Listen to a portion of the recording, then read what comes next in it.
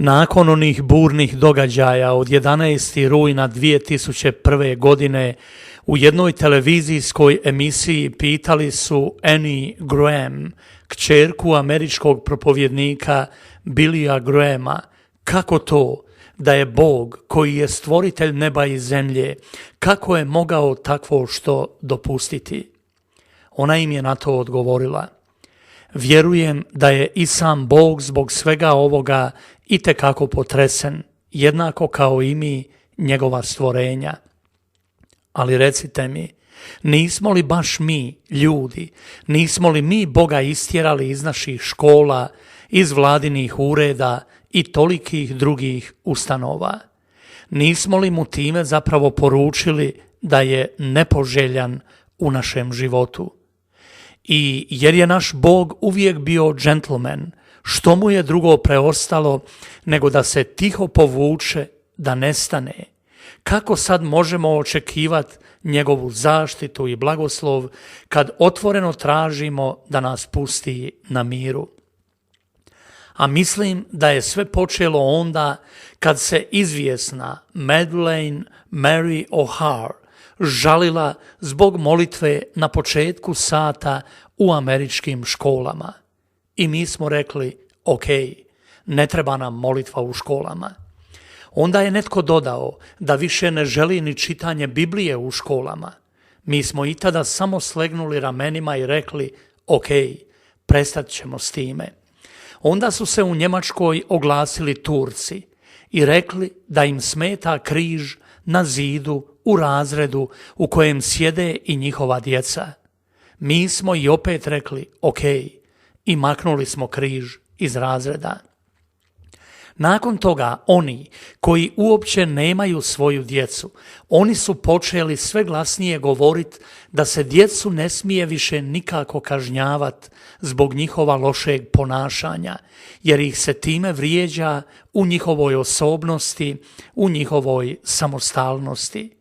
Mi smo i opet rekli: ok, i prestali smo to činiti misleći da je to zbog dobrobiti naše djece.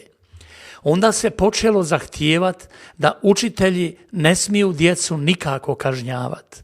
Školske ustanove su se odmah suglasile s tim njihovim zahtjevom.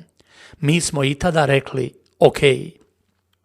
Zatim se našim kćerkama počelo dopuštati da bez znanja roditelja smiju pobaciti. Mi smo i opet rekli: ok. U tolikim porno časopisima prikazuju se slike golih žena i muškaraca, industrija za razonodu nudi perverznost i nasilje najgore vrsti. U glazbi koju mladi slušaju propagira se korištenje droga, govori se o ubojstvima, o samoubojstvima, potiče ih se na štovanje sotone. Mi smo i taj put pognuli glavu i rekli: pa to je samo zabava, to nitko ne shvaća ozbiljno, od toga nema nikakvih loših posljedica. A sad se pitamo zašto naša djeca nemaju savjesti i kako to da uopće ne mogu razlikovati dobro od zla. Što se dogodilo? Odgovor je jasan. Žanjemo ono što smo posijali. Jednog dana, tako kazuje priča, ljudi su o Bogu sve manje govorili i sve rjeđe mu se obraćali.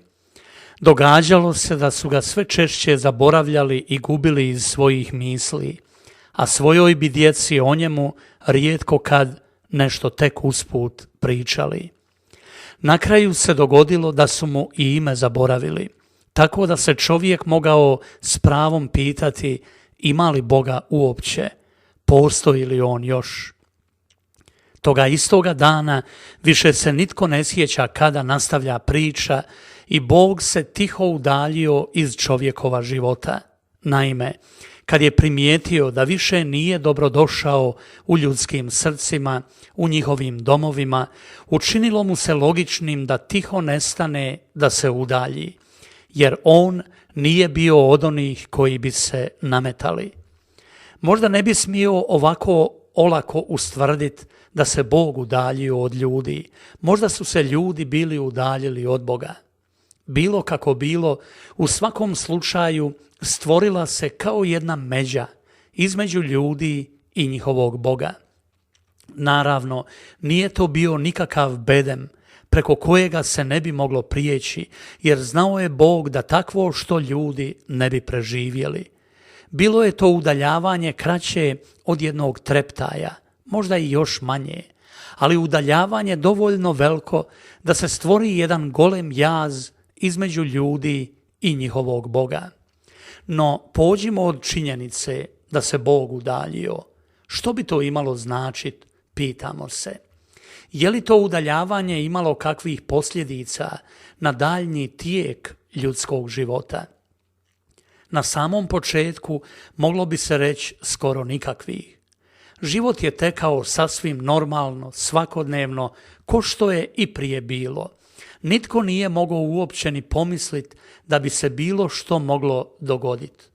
Ali sasvim lagano počele su se neke stvari mijenjati, neprimjetno, ko kad stari odjeća. Najprije se ta promjena osjetila kod dvoje zaljubljenih, koji su već sanjali o vlastitoj obitelji. Dok su jednog sumraka zajedno šetali i šutke se držali za ruke, osjetili su kako njihova veza više nema onu snagu od prije. I dok su zagrljeni sjedili na klupi u parku, osjetili su oboje ko da oni jedno drugom više nemaju što reći. Sve one nježne riječi koje su nekad znali jedno drugom šaporit, sve im se to sada počelo činiti dosadnim, smiješnim. Čežnja za drugim više uopće nije imala onu snagu od prije. On više nije osjećao onu uzbuđenost od prije kad bi po završetku radnog vremena žurio na mjesto sastanka. Sad je uvijek bio nekako umoran, mrzovoljan, a i ona je počela sve češće kasnit ili bi čak zaboravljala doći. I neke druge stvari promijenile su se u toj njihovoj vezi, a da ih nikako nisu mogli razjasniti. Činilo im se ko da su došli do jedne goleme rijeke, preko koje se nije moglo.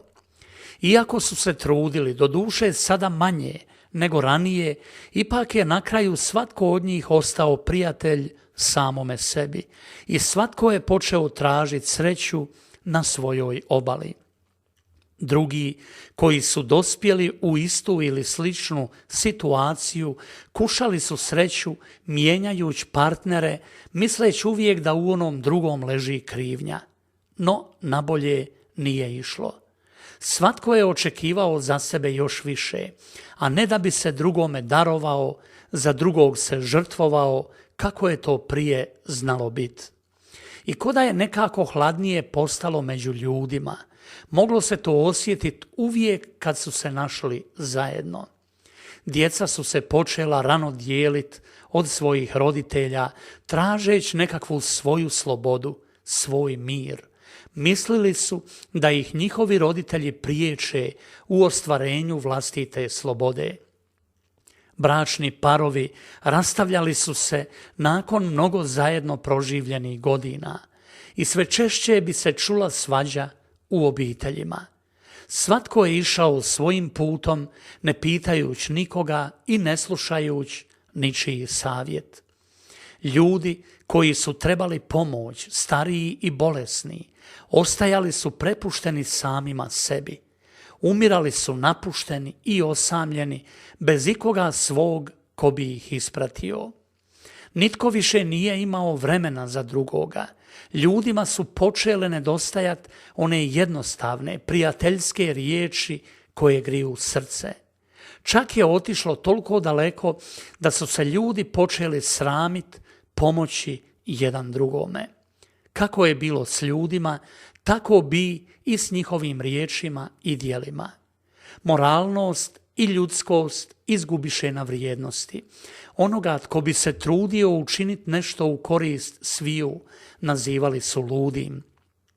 Nitko više nije govorio o obvezama, o savjesti. Svatko je gledao samo kako za sebe zgrnut još više.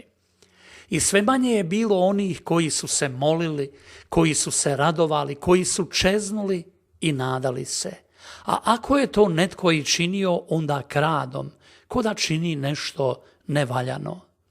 Crkve ostadoše prazne, čak su se i ulice praznile s prvim sumrakom.